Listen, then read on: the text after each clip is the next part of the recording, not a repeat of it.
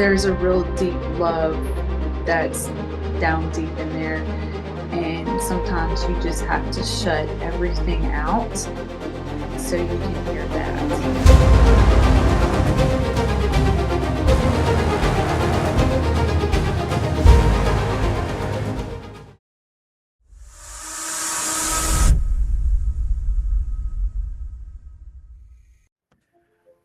Thanks for joining me. Today I am interviewing Jessica Martin. Jessica, how are you?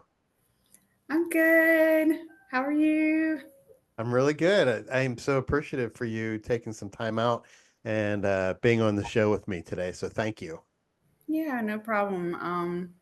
My wonderful husband that I just love and adore so much has already been here with you. And of course, a lot of the people that are watching your show know who he is Yes. and love everything that he talks about, or the majority of it. You know, every now and then he gets a little backlash, but hey, what's life without your haters? Oh, absolutely. Yeah. Well, you know what? That's kind of the beauty of life. We all can't see it exactly the same way because what fun would that be, right? Right. Well, I think that's all a part of the journey too, as well, is, um, learning your downs or enemies kind of helps you lead into forgiveness and Hmm. into the light that you are. So Yeah, it's all a part of it. exactly. Okay, well, let's get started. One of the first questions that I usually ask is just to get an idea of who you are, is how you were brought up, like your background as far as religion or spirituality. So I know in the South, they do things pretty intensely down there sometimes. Yes. I try when we get down there, it's just like every other billboard is like, you're going to hell. And they have like fire and flames. I'm like, geez, so not used to that up here. Yes. So Yes. tell me a little bit about yeah, just about growing up, like your background is, um goes and your spiritual background particularly. Okay. Well, I was born in a little town called Helena, Arkansas. Um, Grew up there until I was about 12 and then moved into Alabama, Sweet Home, Alabama. Been here Hmm. since 1997. And my parents were pretty good parents. They got divorced at 6 when I was 6. Um, my dad's side of the family, my grandmother, she's Italian, and they were traditional Italian. So Mm. there was the Catholics on that Roman side, Catholic. Yep. Roman Catholic, and very traditional. My great grandmother barely spoke any English. She knew enough though to at least kind of get throughout America. Hmm. And then my dad's dad, they were your typical Southern Baptist.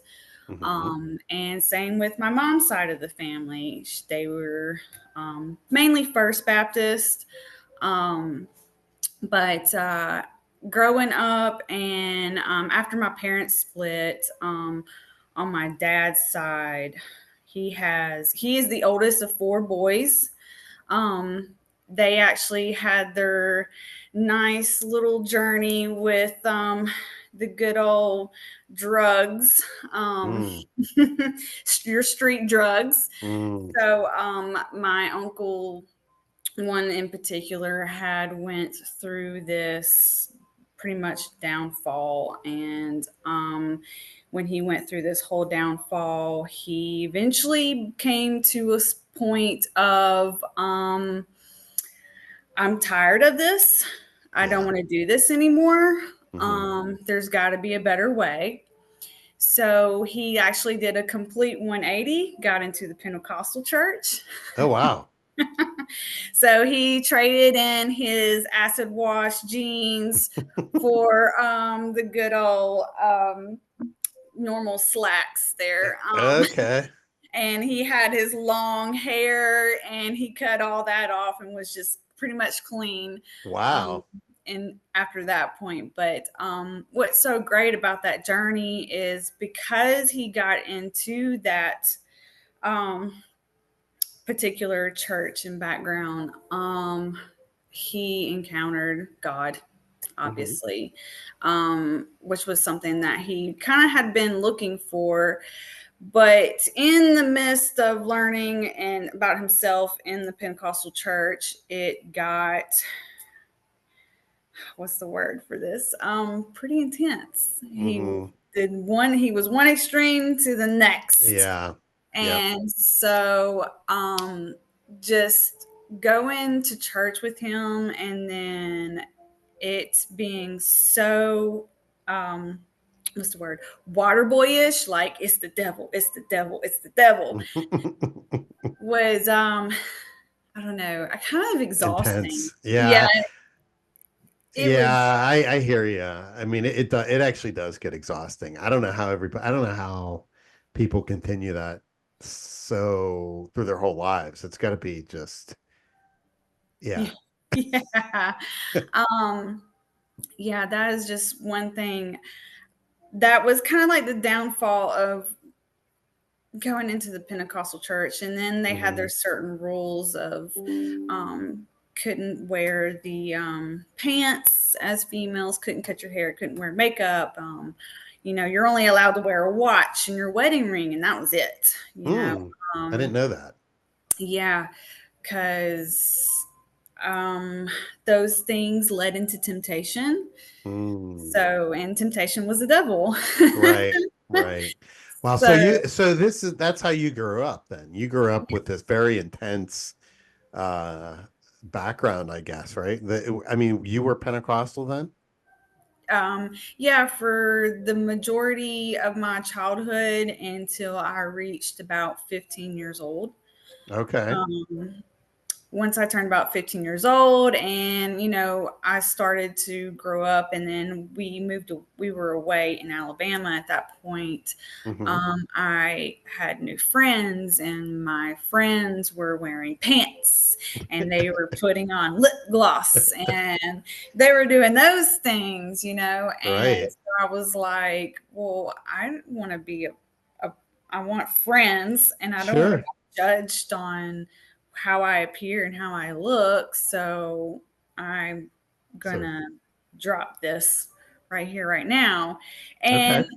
I did enjoy it, but at the same time, it kind of broke my heart because in the Pentecostal church, I learned who Holy Spirit was. I learned Mm. how to listen to Holy Spirit. I learned the unity of Yes. what spirit is, how we're Yes. so connected, and how Hmm. we're so loved. Yeah, it's a shame because I mean, it's not, and it's not like I like to bash the church. I mean, because there are positives to the Hmm. church. I mean, like all those things you just mentioned, those are great positives for the church. Hmm. The problem is we as human beings then take those and manipulate them to control people and get them back to church. And, I mean, it's like everything else. Humanity touches it, it usually goes to shit. So, Yeah, yeah, that was another one of um, Alex, I guess, points. uh-huh. He talks about, and then a lot of us here lately have been talking about manifestations, and we are manifestors, we are creators, Hmm. and sometimes we can create things not when we actually really meant to, but Hmm. by accident. And Hmm. that's okay, because our mistakes are forgiven. Yes. So it's a part of being a co-creator in this 3D world. We Hmm. are learning to not only create and manifest, but also when we do those things, we're learning how to forgive ourselves and forgive others and learn from our mistakes too, as well. Because Agreed. not every manifestation is a positive manifestation. Yes. Yes. I think people forget that you can just, I mean, a lot of people that are living with such anger and negativity, I mean, yeah, that's what they manifest. They manifest anger. They manifest negativity. They put them, they create their own situations. It's just they don't realize they're doing it, you know? Yes, yes. Hmm. I am a walking testimony of that. I've had some self realizations of that rage that comes in with some past memories that Mm. you thought you let go of but are still kind of lingering in there. And so you go back to this memory. Of course, when you go back into the memory, it brings up the same emotions, the same Oh yeah. rage. And so here we are again, going through this rage. And then would the whole saying of hurt people hurt people. So Mm. I that's, never heard that, but that's actually brilliant. yeah. So we mistakenly do that sometimes Oh yeah. unawareingly. So and I'm a person of that. I think we all are. Yeah. So the best thing right now, and me and Alec have just been recently talking about it, is just this forgiveness. And so, like when you, like in Ho'oponopono, you don't have to forgive anybody. You don't have to go to somebody and say, "I forgive you." You Hmm. just say it to yourself, And mean it. and mean it. Yeah, you're Hmm. talking to your inner child, and you're saying, "I'm so sorry." Like, please forgive me. Whatever I did in the past, whatever lifetime that was, just please Hmm. forgive me. And I'm sorry. Yeah, I have to tell you that's a great point. Because I think some people think you like physically have to walk up to somebody and say, I forgive you, Hmm. or even apologize for your actions. But like if you do it here and you mean it, that's it's very effective. Hmm. Yes. And one of the things that we do, we're doing the A Course in Miracles right now. And one of the things in the Course, Jesus actually talks about, when you're doing your forgiveness and you're talking to yourself and you're forgiving yourself and you're Hmm. forgiving the other person, whoever you're thinking about talking about to yourself, you're not Hmm. only healing yourself, but you're healing your brother or sister as well. So, Right. because we're all connected Hmm. in Christ, or whatever that spirit that you want to call, which I mean, I define as Christ. Christ consciousness is, Yes, yeah. that right there alone just heals us as a humanity.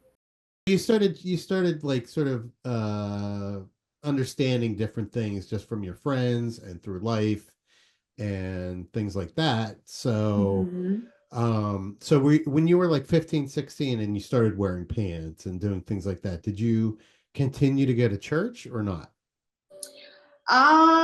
Yes, but it was normally like with, because my mom was a single mom, she was a full-time nurse. So she worked a lot, Hmm. and she kind of had her own life, I guess you could say. She had a boyfriend. So, and of course, I was older and I was able to watch myself basically. Hmm. So, um, she kind of was going out and doing her own little things. So, when I was hanging out with my friends and stuff like that, I would, if I spent the night or spent the weekend with them, sometimes their family would go to church. So, I would go with them. And that was kind of like, I don't know, it was all different kinds. There was the Methodist church, there was um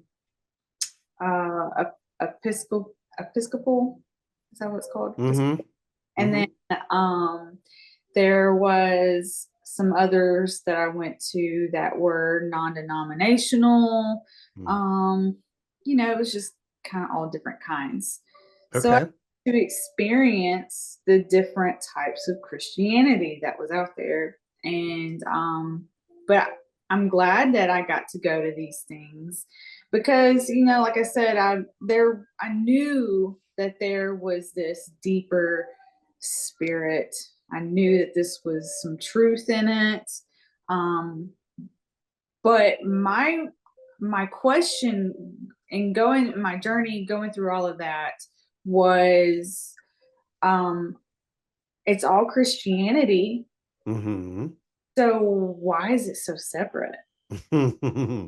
Yes. What makes one different from the other, but you're all talking about Jesus? That was Yes. like my main thing. I was like, I don't understand why there's separation in this when Hmm. it's all supposed to be a part of the same thing. And that question right there that I was just sit there and ponder about, like, why were we going to all these different churches?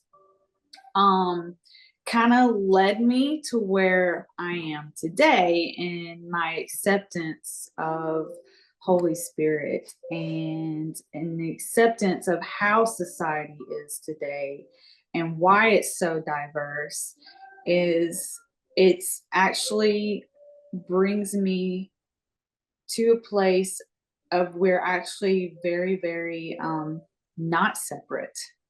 We're actually Hmm.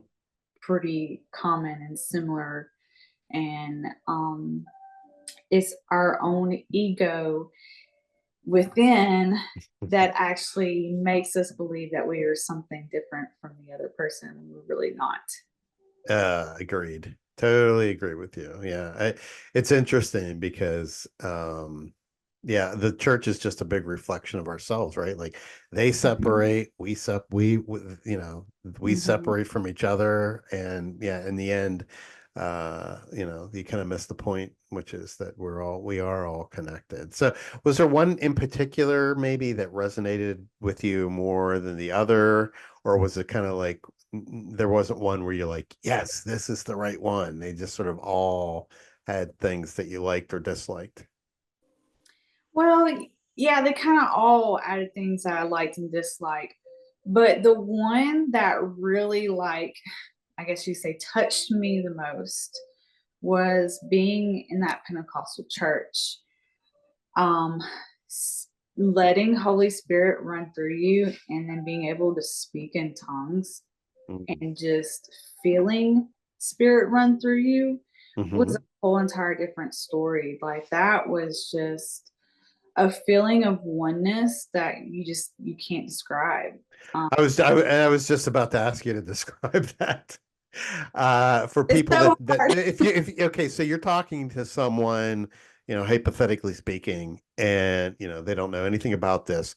How would you describe connecting with spirit to them? The best you could. I realize it's sort of beyond, our words of, duality, but the best you could, what would you say to them? Um, it's like a flow. It's a flow of just letting go. Like you literally let every fear, every judgment, everything in this physical world, you just let it go. You literally let the flow of love just run through you. And you begin to open yourself into this consciousness or like this frequency. And once frequency is encountered and it's flowing through, you're just I mean, and it's just flowing through you and you can't even control it. You don't even know what you're saying, but you know you're saying something and you know Uh-huh. you're encountering something and you Right. feel it. Like it's a warmth. Um and it's literally like you're being hugged by God. Wow, that's a great analogy for that.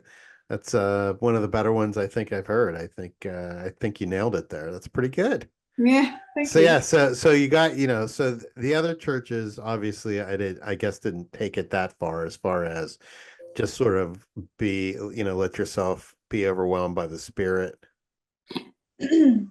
Well, I think one of the reasons why is because if you walk into a Pentecostal church Hmm. in the middle of the worship, you it's kind of scary because you see people speaking some crazy language you've never heard of. They're rolling on the floor, crying, laughing, and running in circles around the church. So you're just kind of like, did I just walk into an insane asylum? um Yeah, that's the so a lot exact of opposite people, of a Catholic church. yeah, a lot of people don't understand that, and they're just like, I don't know what I just walked into. And then there's some Yeah. people that are kind of like, yeah, this place is hyped, like let's party it out.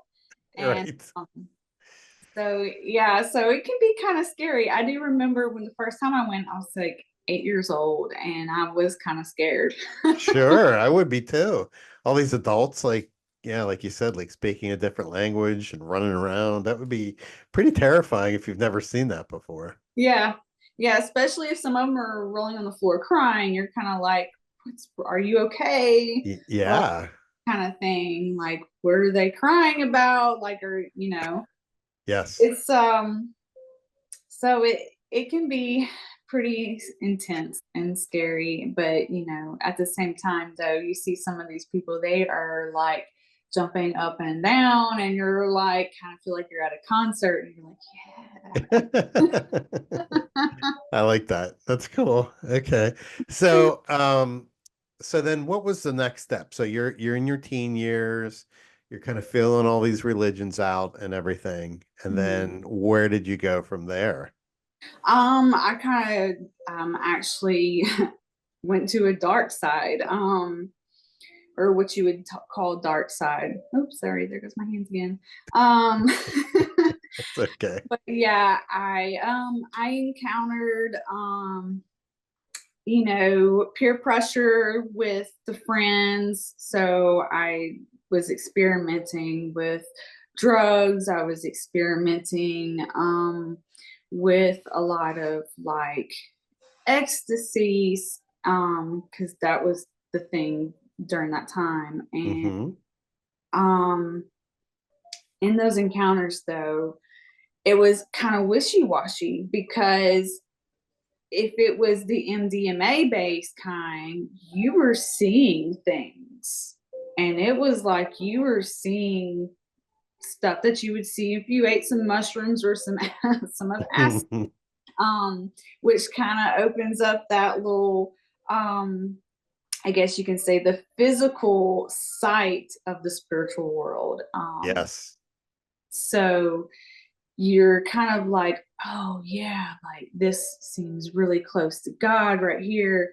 And I feel the love and I feel the connection or the love towards this person that's right here, right next to me. Like I just love them because they're just there. And Mm-hmm. and so you experience that, but then there came the downfall of things. Like it's still a chemical. There's chemicals that you just put in your body. You have no idea where it came from. Mm-hmm. Um, so then also, because there was this boost of this one chemical, once that chemical dissipates and it's gone, it's done its run its course, you're left with the no dopamine, the no serotonin, the things that your brain thrives to help with the emotions. Right. So then And there's this big dark, like you said, downfall. downfall. And so Mm-hmm. then here comes the addiction of like, well, I want to feel that again. Mm-hmm. Sure. So, and that's not just with ecstasy. I mean, that you can same thing. Some people have the same effect with cocaine. Some people have the same effect with heroin. Like Mm-hmm. they were using heroin because they felt all the pain dissipate when they Yeah. um took the hit or whatever. All that pain disappeared that they would encounter on a normal day-to-day basis. No, depending on their household, um, domestic ways. Mm-hmm. Well, So, sure. Same. I mean, that's any drug. It's alcohol. I mean, people do it for the same reason. They just don't want to feel. They want to feel disconnected. They want to be numbed. You mm-hmm, know. mm-hmm. Yeah, and so I think that what I was doing during that time, and I went to this dark side, I was numbing some things that I have not let. go yet or known that I needed to let go. Mm. Some things that my mom, with her prior marriage, my stepdad, after my dad, her stepdad was very, he was very, very, very abusive, physically abusive. Towards He, you as well. well, I wouldn't say complete, I wouldn't say towards me. I was more like, I did get the belt. Mm. I got disciplined with the belt and those sort of things. But it wasn't like a normal day to day basis. I'm gonna put my hands on you because I'm mad. It wasn't that way with me. Hmm. But for my mom, it was a different story. Okay. And to watch that, um, Very traumatic for a I kid. was so angry. I was so angry because I Hmm. wanted to, you know, I wanted to step up for my mom, and I was too young. I was too little.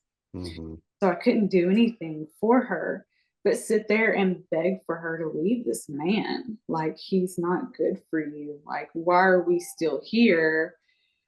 And then her reason for a little while was because of his children. She wanted to be able to make sure and protect his children from him. And she thought that that was part of her job. And unfortunately, she had one last blow with him. And that's when she was like, okay, I need to leave before he kills me.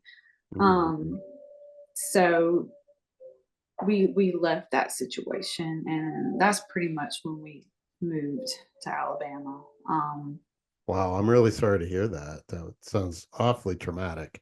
And you were about how old when this move happened? And Well, let's see, I was 10 when that went down, and I turned 11 shortly after. So, pretty much. Oh, hello, Chloe. This is our cat, Chloe.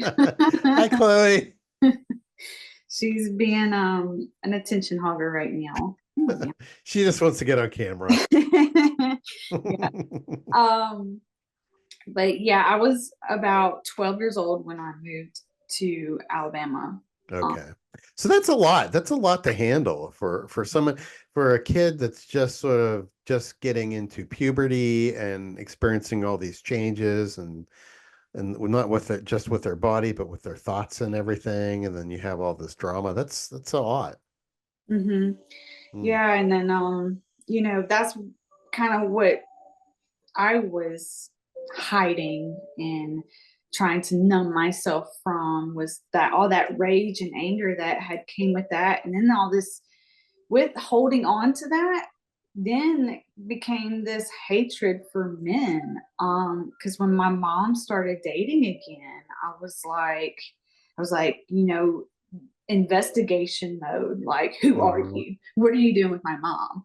Like, Mm, yeah, yeah, that definitely. all came out. And so there was a lot of rage and stuff that I was numbing when it came to the drugs and hanging out with certain friends. And then hanging out with these certain friends, that's also when I knew that I couldn't just hang out with just anybody. Not everybody's my friend because they say they're my friends. Hmm. Um, because they're handing me drugs doesn't mean that they're my friend.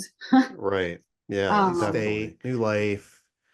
Your mom obviously, good for her. Sort of sounds like she's working and trying to start her new life and everything.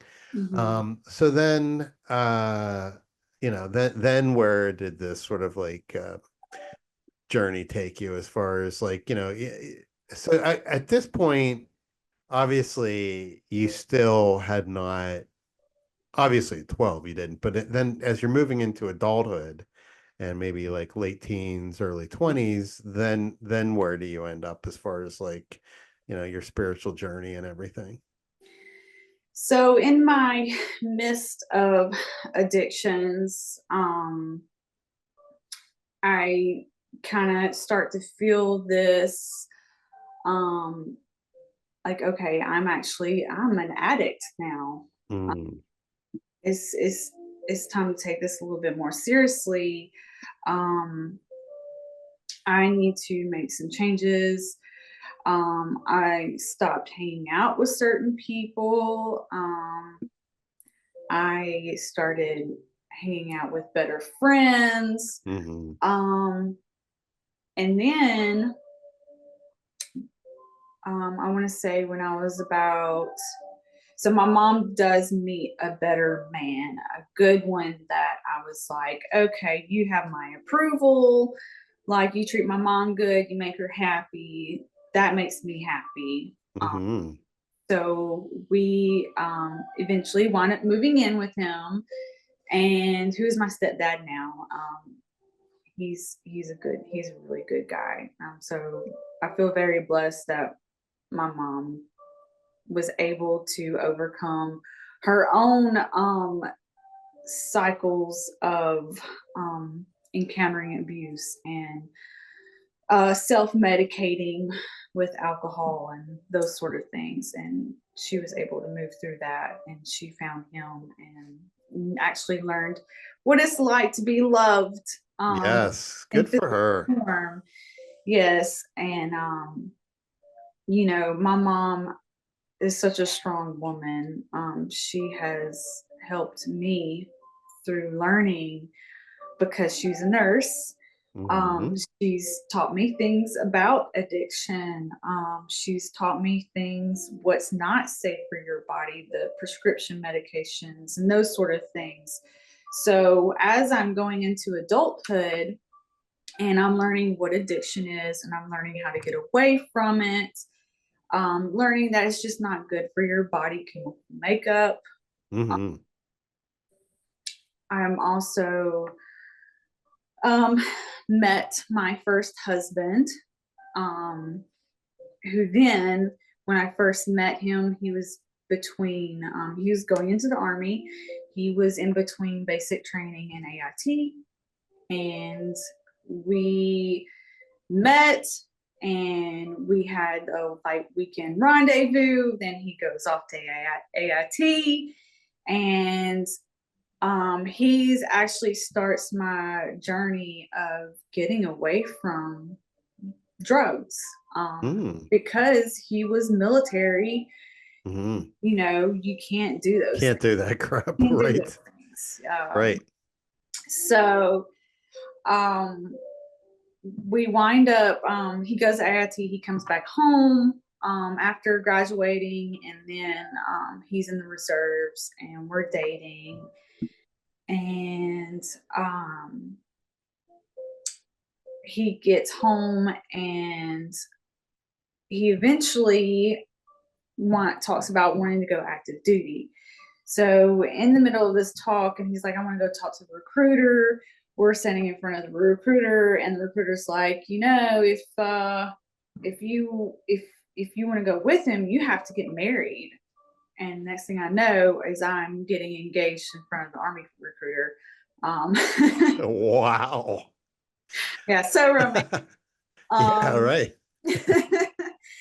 so here we are. We're young married couple in the military, and this was like my little encounter of learning how to call upon God.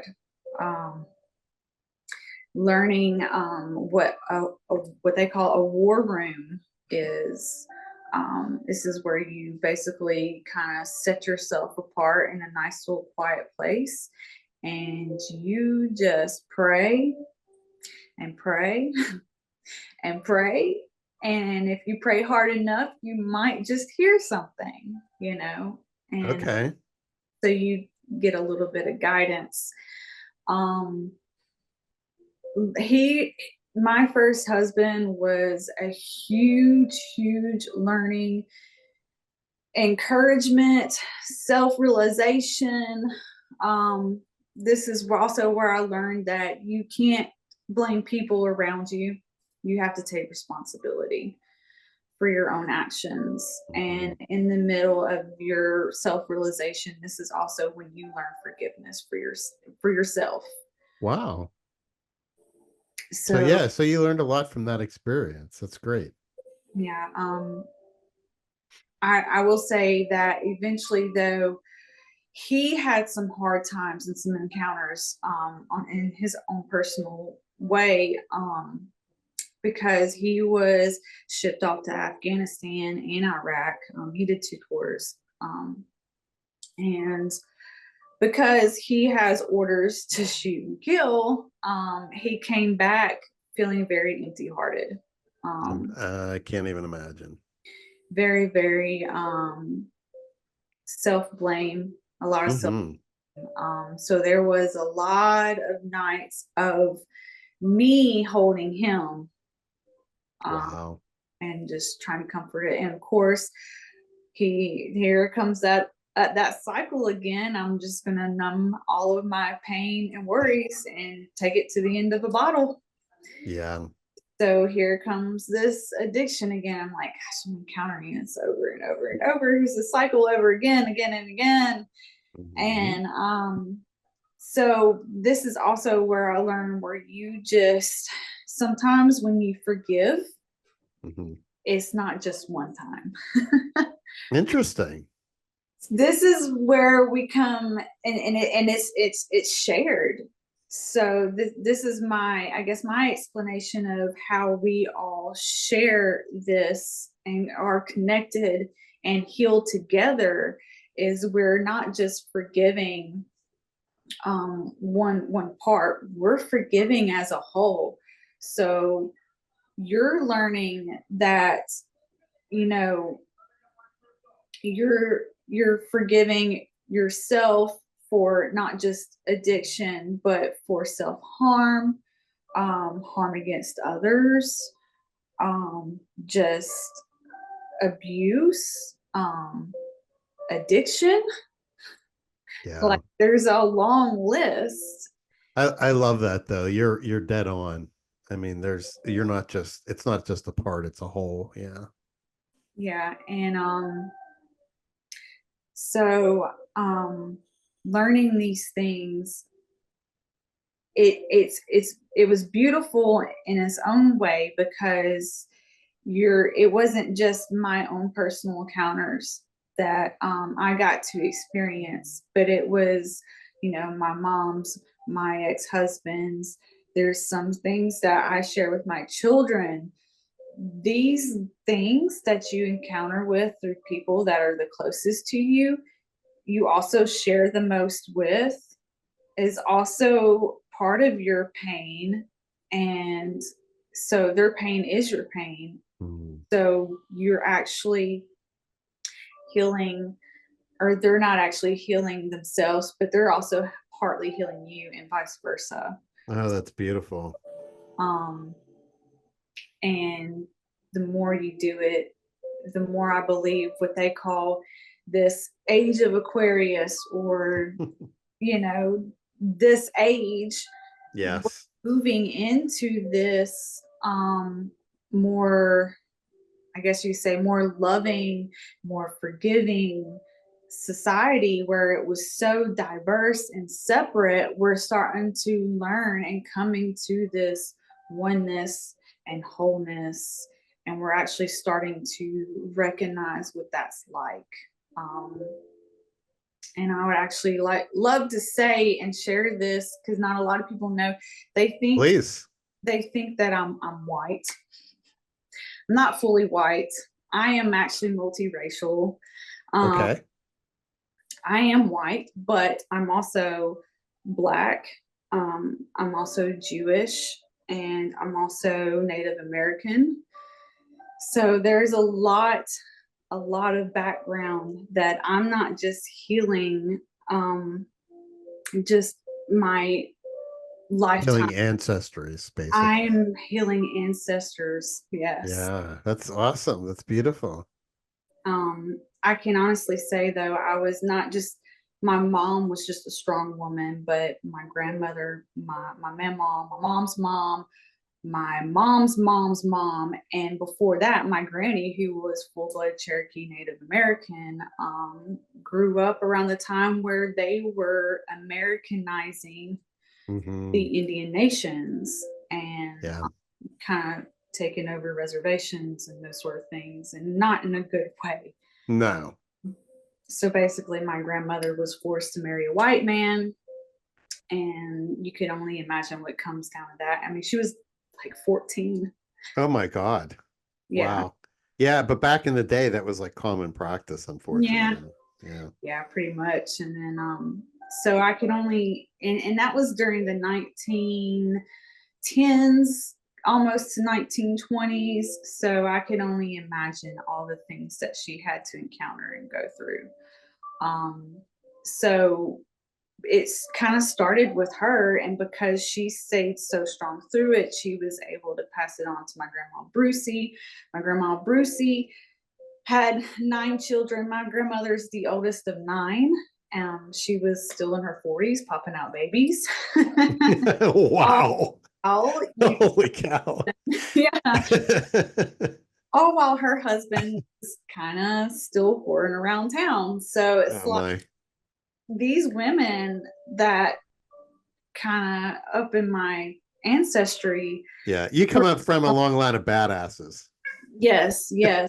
And That's awesome. so, and to sit there, like I said before, to sit there and watch the things that my mom had to go through, um, and learning that abuse, and then actually had an encounter with it myself.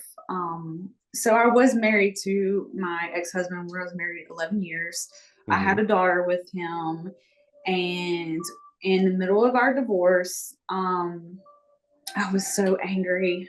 I had a lot of self hatred too about myself. I was angry at him, and I felt like I lost everything. So there was a Hmm. moment where I hit rock bottom. I pretty much hit rock bottom. And I was able to actually hit rock bottom without going back through that addiction cycle again, which I can say I'm pretty proud of myself. Absolutely. Yeah. So Very and easy to fall into those old habits when you're low like that. yes, yes. And I was so confused too during that time. Like I was so confused, like, why am I encountering this? Like, Hmm. why am I going through this? Like, what did I do other than what happened through my marriage? Like, what else outside of that? What did I do to deserve this? Hmm. And so asking those kinds of questions within myself and taking my own personal time to dwell with that, I had some really, really deep self realizations that I actually kind of manifested it without actually knowing. Um, so I literally um, went through this moment of self hate, and where what's it called? What's it called when you're hurting yourself? Pretty much on self sabotage. Yes, yes. Self Hmm. sabotage. So in the middle of that, going through my divorce, my separation, I had a fling. I get pregnant, and so I find out I'm pregnant, and it's just with this guy that I barely know. All that I know that he's good looking, and I know his name. That's about it. Okay. And so as I find out I'm pregnant, I decide to try to do the right thing. And I'm like, okay, well, I want to try to do a relationship with this person. Even though I'm in the middle of divorce, I'm not fully divorced yet. What else am I supposed to do? So I'm in trying to have this relationship with this person. And the more I'm around this person, the more I start to learn that this person is probably not the best person to have a relationship with. Mm. And I actually find out some pretty dark stuff about him. And as I'm learning this stuff, I'm learning things about myself. Like And what, for example? well, I'm learning that I actually don't like myself. Mm. That's a That big one. I don't know how to love myself. Um, and that kind of helped with the downfall of my marriage, that separated from at the moment. I didn't know how to love him and his light because I hated myself. Hmm. It's So, important. Yeah, it's a big realization and not mhm, easy to handle. yeah, yeah. So yeah, I started that self-sabotage journey. And didn't even know it, didn't realize it until after I took a pretty good beating from this man that I barely knew. I was like, what did I do to deserve this? And then it all kind of came to me like, oh, I don't like myself. I Hmm. don't like myself because of the things that I did in my past, Yes. things that I could not let go, and things that in the middle of me not letting those go, I just kept bringing them around. The same Yeah. emotions were just sitting there boiling. It's interesting because this is I mean this is a way different stories than what happened to me, but I do notice the universe will keep putting those things in front of you and you're manifesting them yourself Mhm. until something clicks and you figure it out. Yeah. And the thing is some people never do, unfortunately. Like they just Yeah. continue with their bad habits, like like you said, even self-loathing, they'll carry that with them till the day they Mhm. die. But I just like I kind of I can so relate because I had a lot of this. Why is this happening to me? Mhm. Why me? Like, what did I do to deserve all this? And then you realize it's sort of like the universe kicking your ass Yeah. until it's like slapping you in the face, going, wake up! Don't you see what you're doing? Yes. Until you do, and it'll Yeah. keep happening over and over and over until you do, until you figure it out. Yeah. And that's where I think how cancer becomes a thing, how cancer is Mm, manifested. It's those memories that are stored in certain cells of your body, and it's just like this. And if you look at the definition of what cancer is and what it does, is it's an abnormal cell, and it just keeps growing. So basically, it's the same kind of concept of you holding on to that past memory. You keep holding on to it, the more and more it's going to keep coming around. yeah, that is perfect. Yep. Great analogy. And I agree with you completely. I think that's why I mean, granted, there's pesticides and there's a lot of other things that cause cancer, like you were saying, food, the foods we eat, things like that. But I do think, stress and holding on to those things is a uh, big thing that does help promote cancer. Yeah. Yeah. I think Interesting. holding on to a lot of those emotions can just make you physically sick. Hmm. And a lot of these, and it's pain, basically, your pain that you're holding on to that you just don't know how to let go of. So it becomes in a physical form. Right. So tell me, so you're discovering all these things about yourself. Obviously, you learn to heal and love yourself.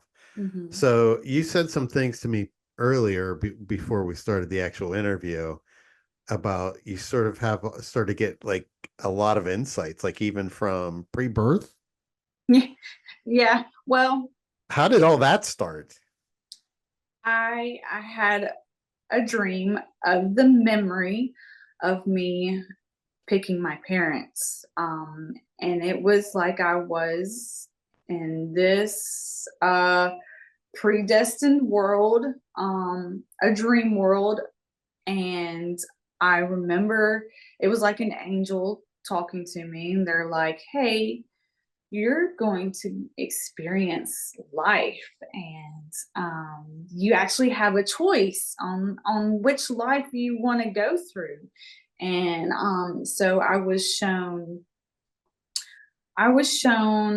one couple that was a Black couple, and they were actually very wealthy. And um, I was going to be a boy, and in that life, this boy, he's also an athlete. He winds up becoming well known and famous, and Wow. that's a pretty successful life. And then I was shown another life, and it was basically a child that eventually becomes orphaned and has to be Chloe.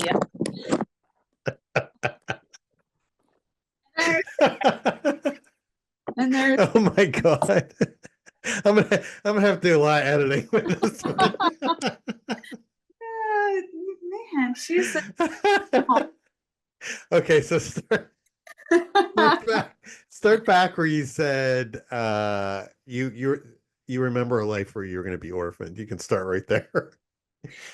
so then I was shown in this other life, I was going to be a child, pretty much like an orphan, and I was going to go through all these different foster systems. And I eventually was going to have a mom, but my mom that I get to meet, she's an addict. And anyway, it's a pretty rough life. There's some abuse that I was had to go through, and a lot of self challenge, some poverty, those sort of things. And then I was shown my parents, my mom and my dad. I was going to be this girl, and there were some things that I was going to have to go through, but overall, I was going to encounter some really wonderful things too, as well. And I was like, well, one of them seems like a very, very challenging. I'm not sure if I'm ready for that kind of thing. And then one of them, Hmm. like, kind of seems a little easy, you know? And then, Hmm. So you so, sort of picked the in between. yeah, I Yeah. remember I don't doing blame you. that. And then also with one of my first encounters in this life where I knew that God was a thing, God was real. I was 3 years old, and I was in a dream. I had a dream, and an angel came to me in my dream, and I was like what you would picture heaven as. It was just a layer of clouds on the bottom and a layer of clouds over on the top, and it just went on for infinity. And in between was like the sun, and it was so bright. Like I've never seen anything so bright before in my life. It was so bright that I couldn't see the angel's face. I knew it was an angel. I saw Hmm. the wings. Um, I saw Was the the hair. brightness coming from the angel or just the It was the environment? Oh, okay. behind the angel, but it was Okay. so bright still that even though it was behind the angel, you could barely make out a face. Wow. Okay. And it was Gabriel actually Whoa. came to me and said, I have something to tell you, that you are a child of God, that you are very, very loved. And there is a message that I'm going to give you that you will forget, but you will remember later on when the time is right. Mm. So he tells me his message, and here I am today. Don't know what that message is yet. Oh, I thought you were going to tell me what it was. That's such a No, tease. I don't. I don't know it yet. Oh, bummer. Okay. I guess it's going to come out later on in life. But just knowing, just having that being told that I am loved beyond measure, like there's not a person in this world that doesn't deserve to hear that. Agreed. Yep. Um, there's been several meditations where I've kind of was like in that in between, almost kind of like that in between when you're awake and asleep. Hmm. Um, where I had some downloads, I guess you could say, some downloads from Jesus, where I remember seeing one. I remember seeing it look like there wasn't a boy or a girl, couldn't really define if it was a boy or a girl, but it was a child, and they looked like a child from like India, and it had like the little hair turban. He was wearing like Mm-hmm. a hair turban thing, and Mm-hmm. the outfit. And this child was like, it was almost standing on top of a mountain and looking over a cliff, and down below on the cliff is like all these different nations just kind of all over, and these groups of nations down below. And you see him just spread this dust, and he's spreading this dust, and it actually glistens like glitter as he's throwing it, and it's coming down on all the nations of the world. And I hear Jesus say, "You are meant to spread the truth of Jesus across all mankind." Hmm. And I was like, Beautiful. whoa, I don't know if I'm up for that job, but I'll try. I think that's what we all think, really, you know? Right. And so that one was just, it was one of those very vivid ones too. And I was just like, wow, now if I could have some meditations like that every day, that would be awesome. Wow. Yeah, definitely. But That's yeah, and then I did have another one meditation I was told, and I saw like it was like a phoenix, like the phoenix coming out, and Phoenix Rising. her Yes. little fiery Mm-hmm. wings coming out. And I was told that, and as the wings are coming out, like there's like these fire, it's like a circle of fires, but it's like, I don't know, it's like cycles, circles and cycles. Sure. And I was told that one of my main purposes in this life is I am a cycle breaker. I am here to break cycles. And it all makes sense. If I'm sitting here thinking about my mom, my grandmother, her mom before her, and all that other stuff, it's like, okay, generational curses. I'm breaking the Mm-hmm. cycles. I am the end of abuse here. I am the end of the man hatred. I am the end of addiction. I Wow. I am literally changing generations to come.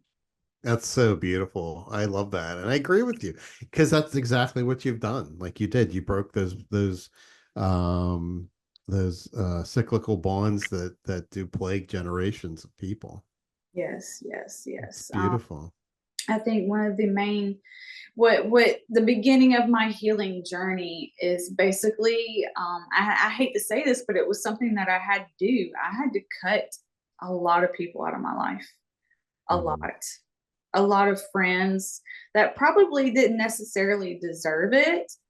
But in order for them to heal from me, we Yeah. needed space. Yeah. So I cut out a lot of people. I took a lot of time to myself. I started meditating. I learned what breath work was.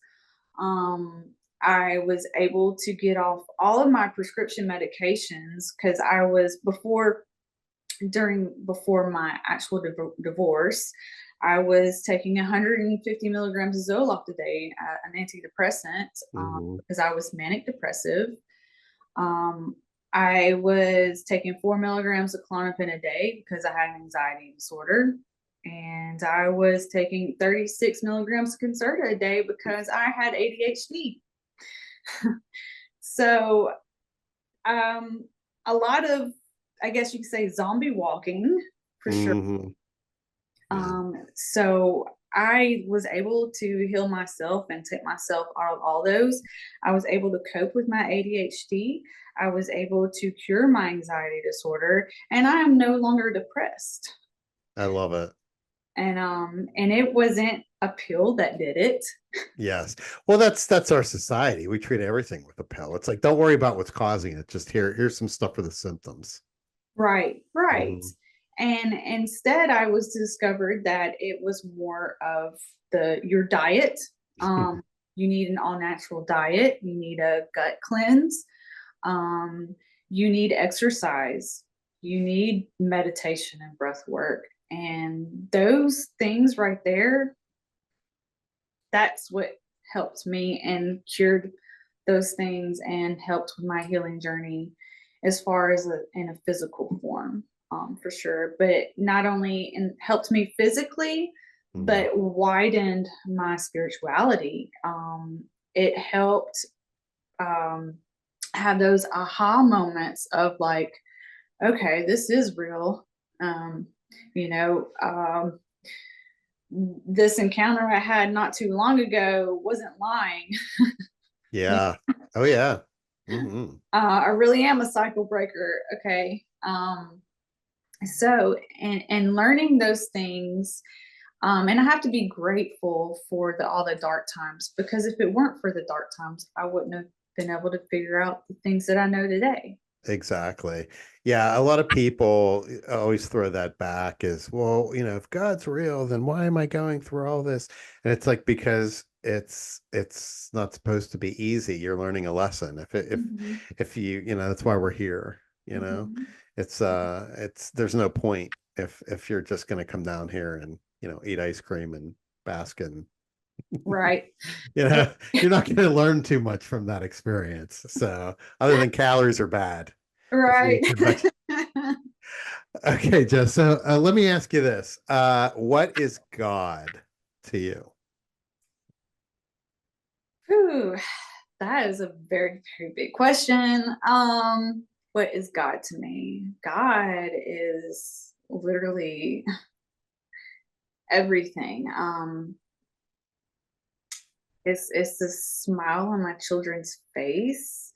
It's just feeling the warmth of spirituality, just listening to the wind blow through the trees, and seeing a bird sing, um, you know, is those things that really I believe is God. Oh, that's so awesome. I love that. That was beautiful. Okay, wrapping up here, do you have any messages for people that maybe tuned in for this, as far as maybe if they're going through some difficulties, or having problems, or maybe in those places that you were before? Yeah, don't give up. Learn to love yourself. Um, be natural as you can be. Get away from all the synthetics. Try to exercise the best to your ability. Um, also, talk to yourself. Talk to yourself a lot. Talk to yourself in good ways and positive ways. Um, also, um, want to tell everybody about, you know, there's a real deep love that's down deep in there. And sometimes you just have to shut everything out so you can hear that. So don't be scared and don't be afraid of the silence. Um, be still and know. Powerful. I like that. Okay. Do you have, and lastly, before we go here, do you have like a website or an Instagram? I know are you with Alec, I guess, on his? Yeah. His If you want to share it. um of course he just came out with his book, The Place Where Peace Yes, Begins. beautiful book. That is a very super, it's so simple. It's a very good way to learn some good things of how to transition, and learning about forgiveness and learning how to love yourself, and also has some meditations in there as well. And is also going to be kind of featured. We have a retreat coming up in El Salvador, May through June of 2025. Um, we would love for, of course, y'all to come Great. to the show. All right. Well, Um, oh, I'm sorry. no, you're fine. I was just gonna say, so that's gonna be a place of carrying out that book that he talks about and some meditations, and also doing, it's kind of like a rebirth once you go through these transitions, and learn some things about yourself and learning how to let go. You kind of come into this rebirth and you come into the new you, and you'll start to see things change in your life once you go and start doing these things. Right. It's called The Place Where Peace Begins, and I will put a link at the bottom underneath the video. Okay. Well, hey, Jess, thank you so much for joining me today. I appreciate your time and have a great day. Thank you. You too. Hi, everyone. Thanks for watching the video. Remember to subscribe and like, and I'll see you next time.